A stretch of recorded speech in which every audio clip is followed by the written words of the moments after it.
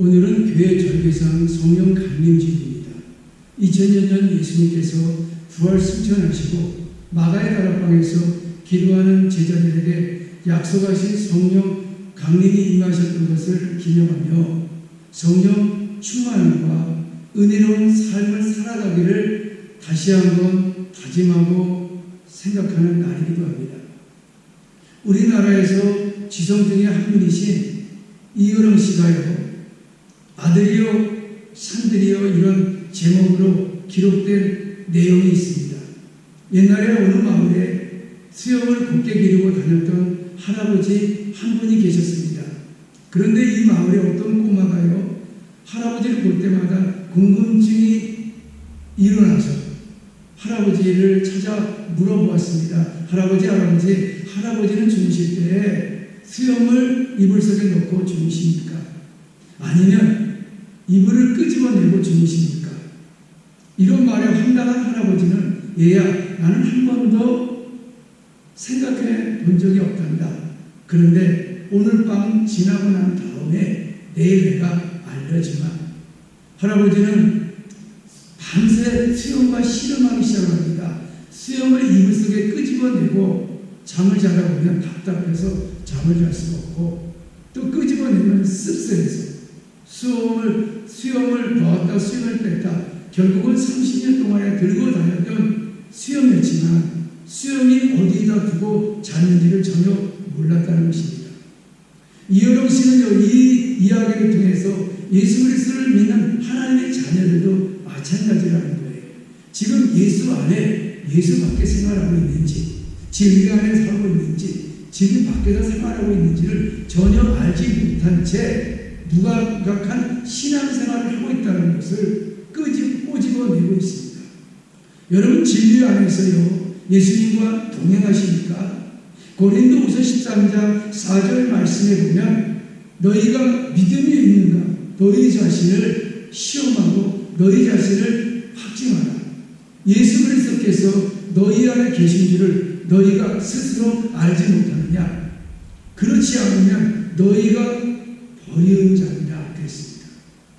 우리가 예수 안에서, 진리 안에서 살고 있다는 것을 우리는 어떻게 알 수 있을까요? 우리는 분명히 알 수 있는 한 가지가 있습니다. 그것이 뭘까요? 내가 지금 성령이 지금 내 안에 임하고 거하시는가? 그거에 대한 물음의 답을 우리가 할 수가 있습니다. 성령 강림주의를 맞이하여 저는요, 성령이 임하시면 이러한 말씀을 가지고 함께 은혜를 나누고자 합니다. 성령이 임하시면요, 율법의 저주에서요, 우리는 자유를 얻게 됩니다. 로마서 8장 1절 말씀에 그러므로 이제 그리스도 예수 안에 있는 자에게는 결코 정죄함이 없나니 그랬어요. 이 정죄라는 말은 법적 용어입니다. 무죄를 선언하는 거예요. 그러니까 예수 그리스도 안에 있는 자에게는 이제는 죄가 없다는 거예요. 무죄를 선언하는 것입니다. 예수님의 제자들 중에는요, 예수님이 십자가에 못 박혀 죽기 이전에 요한과 베드로는 누가 더 큰진가를 다투고 싸움질을 합니다. 3년 반 동안에 예수님과 동고동락했던 그들은 아직도 율법의 저주에서요, 그들은 선을 넘지 못하는 그런 죄의식에 살아가고 있다는 것입니다. 여러분, 사도행전의 시작이 어디서부터 시작됐습니까? 초대교회부터 시작됐습니다. 예수님의 지상의 명령 중에 하나가요, 예루살렘을 떠나지 말고 내가 분부한 그 약속한 곳에서 그들은 지키라. 내가 몇 날이 못되어 성령의 불로 너에게 세례를 주리라 했어요. 이 말씀을 부여잡고 120민도가요, 마가의 다락방에서 저녁 기도에 힘쓰기 시작합니다. 그런데요, 기도한 그 결과 하늘에 그 불같은 성령의 불이 말이죠, 120민도의 각자의 혀에 뜨겁게 임함으로 말미암아 그들은 새 방언을 말하기 시작합니다. 그것으로 결과가 끝나는 것이 아니라 사도행전 2장 43절부터 47절의 말씀에 보니까요, 그들은요, 사도의 가르침을 받아요. 그리고 모이기를 씻어요. 그리고 찬양하며 떡을 떼며 교제하기 시작합니다. 이뿐만 아니라 자원하면서 교회를 섬깁니다. 나보다 나를 낮게 여기는 마음이 있어요. 이웃을 내 몸을 같이 사랑하기 시작을 합니다. 더 나아가 하나님의 뜻을 위해서, 복음을 위해서요, 스스로 순교하는 각오로 살고 있습니다. 이들이 그렇게 살았던 것은요, 마치 천상에 누리는 그 기쁨, 하늘나라에서 그 느끼는 기쁨이요, 지금 지상에서요, 초대교회에서 그들이 기쁨을 누리고 있어요. 기쁨을 어찌할 줄은 모르고 있단 말이에요. 기쁨이 폭발해지고 있습니다. 기쁨의 삶이, 기쁨의 에너지가 이루고 있다는 거예요. 그들이 그렇게 할 수 있었던 이유가 뭘까요? 그리스도의 안에 있는 자에게는 결코 정죄함이 없다고 했습니다. 다시 말해서 율법은요, 율법의 죄에서요, 우리가 자유를 얻게 되기 때문에 우리가 기쁨을 누리고 있고 천상의 은혜를 지금 받고 있다는 거예요. 여러분요, 우리가 십자가에 못 박혀 죽으셨던 그 예수님이 나를 위해 죽으셨다는 그 사실을 우리가 안다면 우리는 예배를 말이죠, 형식적으로 드리지 않을 겁니다. 그리고요, 기도도요, 뜨겁게 합니다. 성기뿐만 아니라 헌신 충성도 합니다. 왜냐하면 성령이 나를 주도적으로 이끌어가기 때문에. 그래서 성령께서 우리 마음을 사로잡으면 그런 상황 속에서 우리가 예배를 드리면 우리의 치유가 회복이 됩니다. 여러분의 마음의 근심, 걱정이 치료를 받아요. 마음의 상처를 치유를 받아요. 예수님은 그가 찔리면 우리 허물이요, 그가 상하면 우리 죄악입니다. 그가 징계를 받으면 우리가 평화를 누리고 그가 채찍을 맞으므로 우리가 나음을 입었도다 그랬어요. 그러니까 모든 질그릇과 모든 약한 일을요, 성령을 통해서 우리가 치유하고 회복이 된다는 거예요. 성령이 주도적인 역할을 하면 우리 모든 것들이 다 문제가 해결되고요, 주님의 뜻대로, 주님의 능력대로, 주님의 부르심대로 우리가 살고 있다는 것을 증명하고 있다는 것입니다. 그런데 여러분, 율법이 정죄이고요, 저주입니까? 우리는 율법을 다 지킬 수 있으면 문제가 되지 않겠지만 율법을 다 지킬 수 있는 사람이 한 사람도 없습니다. 율법이 뭘까요? 그건 정죄예요. 그리고 비판이에요. 여러분, 율법은요, 이래라 저래라 하는 것입니다. 그걸 다 지켜야 됩니다. 구약에는 627개의 율법이 있습니다. 율법을 지키지 않으면 바리새인처럼 세례를 정죄하는 거예요. 이게 무서운 거 아닙니까? 여러분, 율법은 저주예요. 저주입니다. 은혜가 아니에요. 그래서 율법도요, 교회나 가정에서 있으면 그게 저주입니다. 여러분, 율법이요, 가정에 들어온다면 어떻게 될까요? 부모가요, 자녀들을 가르칠 때 왜 이거 못했어? 왜 이거 안 했어? 너 이러면 혼나? 이러면 매 맞아? 그렇게 하면 어떻게 훌륭한 사람이 될 수가 있어? 이게 율법이고 이게 저주예요. 가정에서도요, 부부가 마찬가지입니다. 남편과 아내는요, 반쪽입니다. 한 지체가 되려면 부족한 것을 서로 도와주고 아껴주고 뽕해줘야 돼요. 그런데 아내든 남편이든 당신 왜 그렇게 짜증내고 화를 내? 왜 말을 지키지 않아? 왜 실천에 옮기지 않아? 뭐 그럴 수가 있어. 이 율법의 그 저주입니다. 그러나 그리스도의 안에 있는 자들은요, 율법의 저주에서 자유를 얻었기 때문에 하나님이 주시는 그 은혜를 가지고요, 풍성한 은혜를 가지고 살게 됩니다. 풍성한 은혜를 갖고 살아가는 자들은 신령한 말만 합니다. 덕스러운 말, 지혜로운 말만 한다는 거예요. 그래서요, 우리는 율법으로 다스리는 것이 아니라 우리는 은혜로 다스려야 됩니다. 그래서요, 율법의 정죄에서 우리가 해방되면 율법이 도리어 우리의 기쁨과 우리의 축복이 우리의 감사가 되는 것입니다. 그러므로 모든 그런 정죄와 짐에서요, 우리를 해방시키는데 그 해방을 어떻게 시키냐? 로마서 8장 2절의 말씀에 보니까 이는 그리스도 예수 안에 있는 생명의 성령의 법이 죄와 사망의 법에서 너희를 해방하였습니다. 그리고 죄와 사망의 법에서요, 생명과 성령의 법이 해방시켰다는 것입니다. 어떻게? 그리스도 안에 있는 자들에게. 여러분, 성령의 법은요, 뭘까요? 우리가요, 죄인이라는 인식 가운데 속에서 그리스도의 십자가를 통과하면서 의인이 되는 것을, 그것을 의미하는 것입니다. 그래서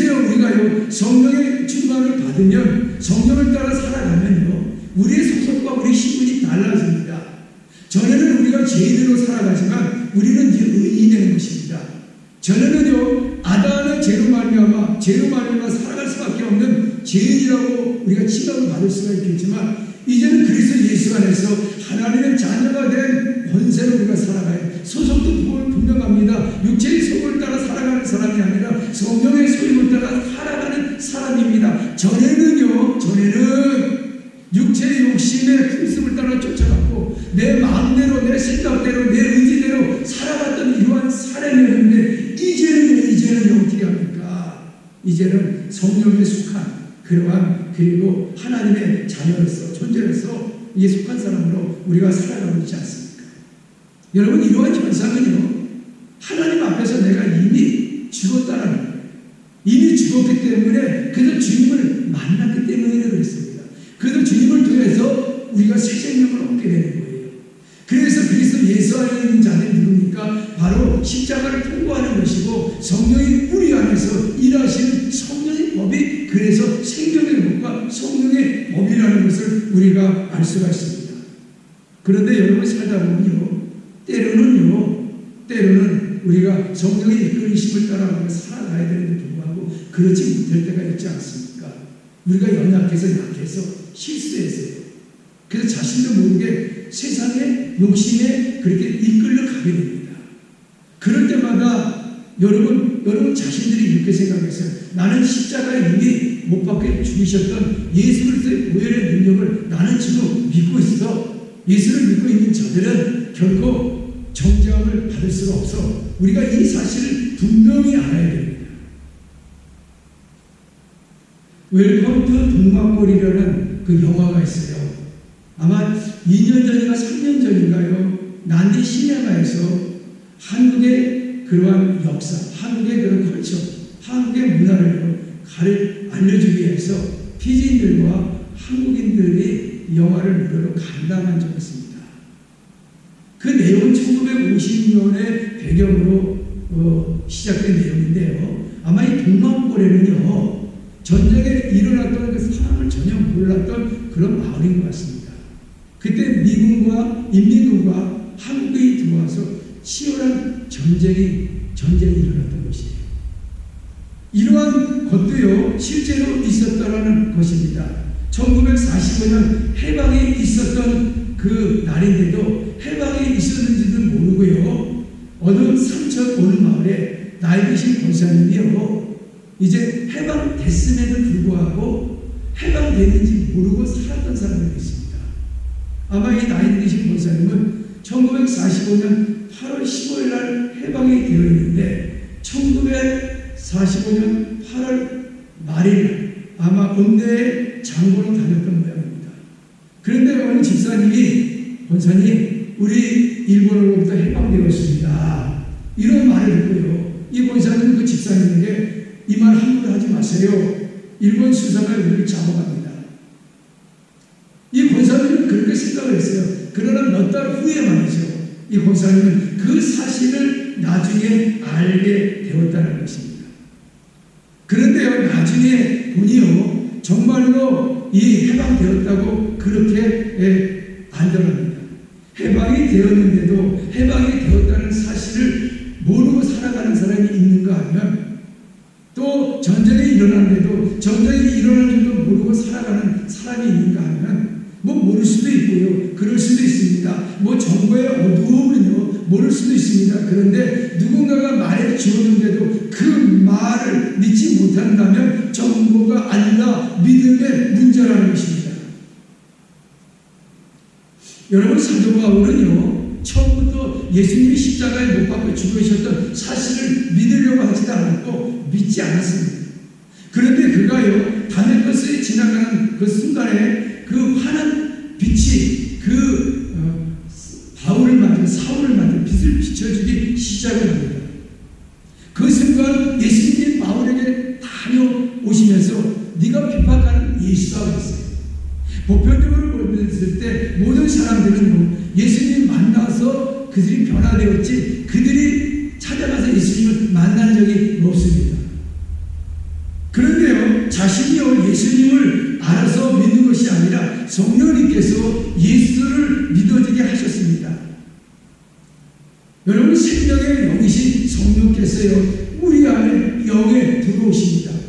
어둡고 캄캄한 밤에요 불이 꺼지는 것처럼 밝은 빛이 들어오십니다. 생명의 빛이 비춰주십니다. 자신이 비치는 그 빛을 본 사람은 구원을 받습니다. 이런 사람은 빛의 신 하나님의 자녀입니다. 하나님의 자녀를요 더 이상 죄인이라고 정죄할 수가 없다라는 것입니다. 그래서 고린도후서 5장 17절 말씀에 그런 종 누구든지 그리스도 예수 안에 있는 자들에게는 결코 정죄함이 없다고 했어요.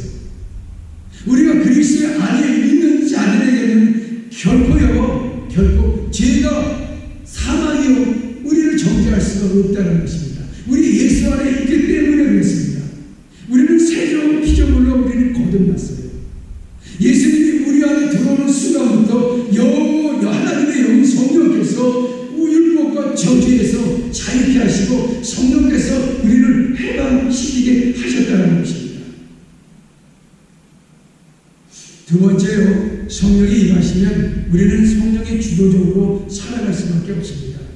갈라디아서 5장 17절 말씀에요, 육체의 소욕은 성령을 거스리고요 성령은 육체를 거스리나니 이 둘이 서로 대적하므로 너희가 원하는 것을 하지 못하게 하려 함이니라 했어요.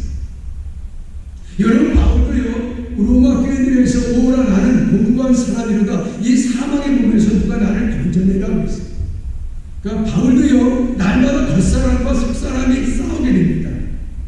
그리고 바울은요 날마다 자신이요 어떻게 됩니까? 하나님의 그러한 그 소욕대로 그가 몸부림치면서 살아가고 있다는 거예요. 여러분, 우리 안에요 오신 성령님께서도 소욕이 있습니다. 빌립보서 2장 13절 말씀에 보니까 우리의 마음에 소원을 가지게 하는 게 바로 성령님이십니다.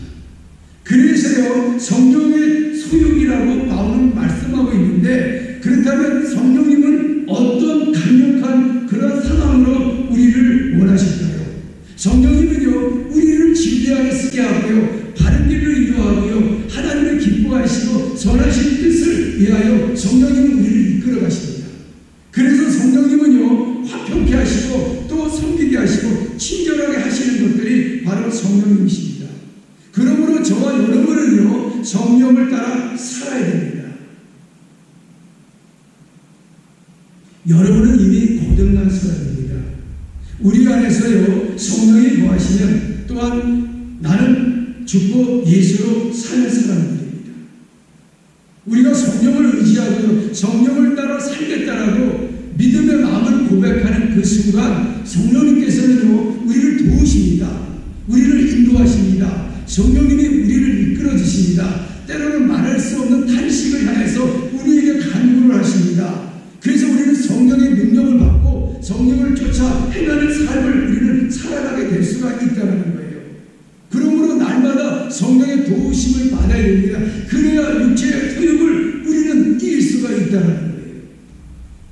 여러분, 불신자와 거듭난 그리스도인의 차이는요 엄청난 차이입니다. 이 불신자들은요 그들은 그 안에 하나님의 영이 성령이 거하지 않기 때문에 그들은 죄를 짓게 됩니다. 이 죄를 짓게 돼요. 사람을 미워하지 말라고 했는데 미워하지 아니하려고 해도 자꾸 미움이 자꾸 마음속에 싹이 트기 시작합니다. 왜 그럴까요? 육체의 소욕을 이길 수 있는 힘이 없어요. 여러분, 담배를 피우고 술을 마시면 안 된다는 것을 우리가 분명히 알면서도요 육체의 소욕을 이기지 못하니까 계속해서 피우고 마시게 되는 것입니다. 여러분, 마찬가지입니다. 여러분요 우리가요 이것이 큰일 날 줄 알면서도 이길 힘이 없다라는 거예요. 죄를 이길 수 없기 때문에 그래서요 이래서는 안 된다는데 이래서는 살면 안 되는데 그렇게 하면서도 어쩔 수 없이 죄에 끌려가게 됩니다. 그러나 거듭난 그리스도인들은요 성령이 내 안에 주도적인 그러한 능력을 행하기 때문에 성령을 이끌어가기 때문에 성령을 이끌어가기 때문에요 내게 능력 주시는 자 안에서 내가 모든 것을 할 수 있습니다. 성령이 너에게 임하시면 너희가 권능을 받고 에루살렘과 유다와 사마리아 땅끝까지 이르러 내 증인이 되리라 했어요. 여기서 성령의 권능이라는 것은 다이나마이트 강력한 힘입니다. 이 힘을 가지면요, 육신의 죄를 이길 수가 있어요.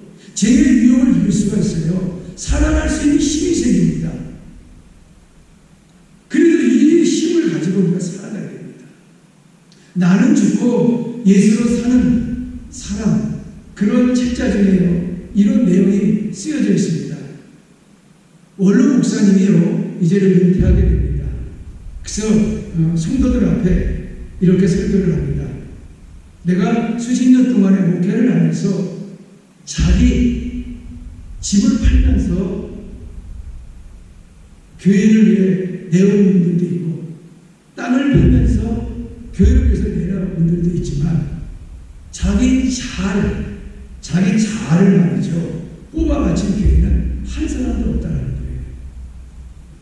물론 말이죠, 웃으며 가볍게 하신 말씀이지만 참으로 새겨 드리라는 그런 말씀입니다. 우리가 정말 하나님 앞에서 바쳐야 할 것이 뭘까요? 여러분, 육체의 소욕에서 강력한 소욕이 뭘까요? 그게 바로 자아입니다. 자기 자아예요. 자기 자아가 자기 육체의 소욕을 바쳐야 됩니다. 여러분, 자기 자아가 강한 사람이 누굴까요? 바울입니다. 바울은 율법으로 흥이 없는 사람이에요. 그리고 열심으로는요, 당원입니다. 율법으로는 율법자의 흠이 없는 사람. 그런 바울이요, 그는 날마다 자신을 목적히 합니다. 나는 날마다 죽었구나 안 했어요. 나는 죄인 중에 괴수라 했습니다. 얼마나 자아가 강한지. 그 마음속에 늘 싸우고 있는 거예요. 늘 싸우고 있는 거예요. 자기 자아가 강합니다. 여러분, 예수님의 제자들 중에서요, 예수님이 제자들 중에 이렇게 말합니다. 얘들아, 너희가 나를 따라오거든 자기를 부인하고 나를 따르라. 자기를 부인하는 것은 자기 자아가 없는 겁니다. 사실요, 예수님의 제자들은 다 무식한 분들이 대부분입니다. 다혈질이고요, 이 자기 자신만 알아주는 권위의식이 강합니다. 뱃사고기 때문에 좀 거칠어요. 그런 자들에게 예수님은 자기를 부인하고 나를 따르라는 거예요. 여러분, 우리가 삶 가운데 예수님의 살아계심을 우리가 경험하고 있습니까? 여러분, 수십 년 동안 신앙생활하면서 예수님의 삶 자체를 우리가 경험하고 누리고 살아가는 분들이 있습니까? 아마 경험을 누리지 못하고 살아가는 분들은요, 아직까지도 자기 자아가 있습니다. 아직까지도 자기 그 신앙이 있어요. 자기 믿음, 자기 신앙이 있어요. 그것을 떨쳐버리지 않는 이상은 예수님의 은혜와 축복이 여러분 가운데 임하고 있지 않습니다.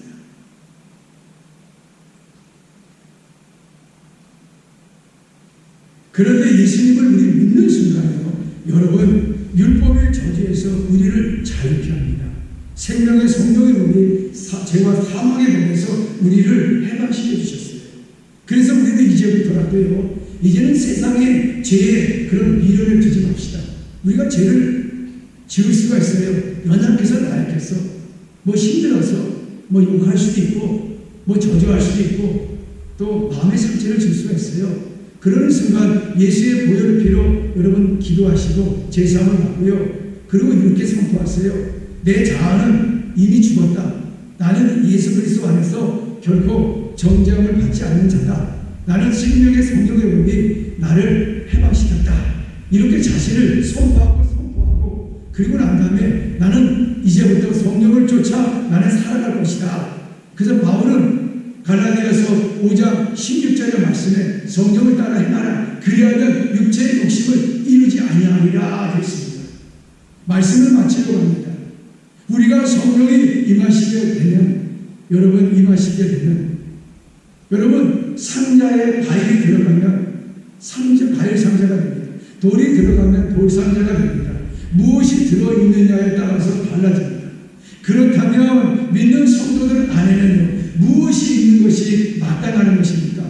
고린도 전서 3장 16절의 말씀을 보니까 너희가 하나님의 성령님과 하나님의 성령이 너희 안에 계시는 것을 너희는 알지 못하느냐. 이것이 오늘 주제의 말씀이에요. 성령이 우리 안에 거하시면 그것이 우리의 성전입니다. 이제부터요 그리스도 예수 안에 있는 우리가 성령이 임하시면 율법의 저주에서 우리가 자유하게 되고 해방하게 됩니다. 뿐만 아니라 성령이 임하시면 성령의 주도적으로 우리의 삶을 살아갈 수밖에 없는 우리의 삶입니다. 이제는 성령의 주도적인 삶으로 살아가는 한 주간 되시고 평생 그렇게 사시기를 주님의 이름으로 축원해 드립니다. 하나님 아버지 은혜와 사랑을 감사합니다. 성령이 우리에게 임하셨습니다. 우리가 권능을 받았습니다. 다이나와 같은 힘을 가지고요 세상은 문제가 없고 주님만 자라게 하여 주옵소서. 그리스도 안에 있으면 율법의 저주에서 우리가 자유로웠습니다. 또 성령 안에 있으면 우리는 성령의 주도적으로 우리가 살아갑니다. 이제부터 성령을 쫓아 살게 하여 주옵소서. 성령의 능력에 따라 살게 하여 주옵소서. 오직 성령의 충만한 삶이 되게 하여 주시옵소서. 이제는 우리 주 예수 그리스도의 은혜와 하나님 아버지 극진하신 사랑과 성령님의 가마다는 교통하심이 성령이 임하시면 우리가 율법의 저주에서 우리가 자유함을 누리고 성령이 임하시면 성령의 주도적으로 살아갈 수밖에 없는 존재임을 다시 한번 생각하고 돌아가는 남대한 일의 성도들 머리 위에 가정과 직장 사업장 머리 위에 민족과 열방 세계 머리 위에 이들보다 영원히 함께 하시기를 예수님의 이름으로